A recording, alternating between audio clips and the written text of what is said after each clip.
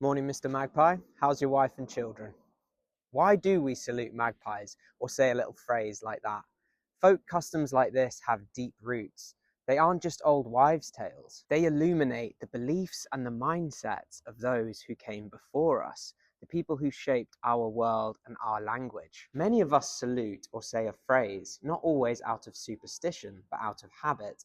I think of it as keeping alive a tradition which stretches back hundreds of years. But where does this stem from? The salute, or touching your chest, or saying a phrase, a kind phrase, is a kind of deference. Magpies were often seen as birds of prophecy. Ones for sorrow, twos for joy, threes for a girl, and fours for a boy, and so on. They're predicting what's to come. John Aubrey, the famous antiquarian, writes in 1687 that if a magpie chatters on a tree by the house, it declares the coming of a stranger.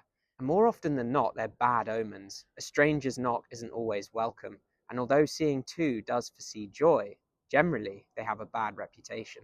They were often called the devil's bird, and it was believed that they didn't go onto the ark with Noah. It liked better to sit outside, jabbering over the drowned world, a Victorian woman was recorded saying. It was also believed that they could predict who would live and who would pass away. The bird's evil had to be counteracted by saluting, saying a few words, doffing your hat, bowing, spitting, or making the sign of the cross. Now, we don't doff hats or bow anymore, and making the sign of the cross has slowly faded away, and spitting isn't exactly socially acceptable. But saluting or saying a phrase has persisted. Just how far back does this tradition go? Folk traditions like this weren't often seen as something worth recording. Certainly by Shakespeare's day, they were seen as bad omens. Chattering pies in dismal discord sung, says Henry VI, while prophesying the demise of Richard III. Magpies were seen as mimics. During the medieval period, it was the sound of their chatter which was more powerful than the sight of them. Many early sources say that they can mimic a human voice, and they can acquire this power by having a drop of human blood put onto their tongue, which is pretty ominous. Corvids, the bird family to which the magpie belongs, are also steeped in mythology and folklore. Ravens, crows, and rooks are all seen as bad omens. Ravens are huge, eat carrion, and make quite terrifying noises. And Odin in Norse mythology has two ravens who can speak any human language, who sit on his shoulders while he welcomes warriors into Valhalla. The magpie is an outlier among these birds because it can also foresee joy, and it's been suggested that this might be because of its colouring.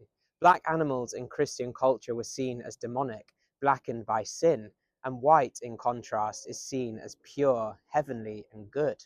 It was also believed that magpies were the offspring of the raven and the dove being a powerful Christian symbol.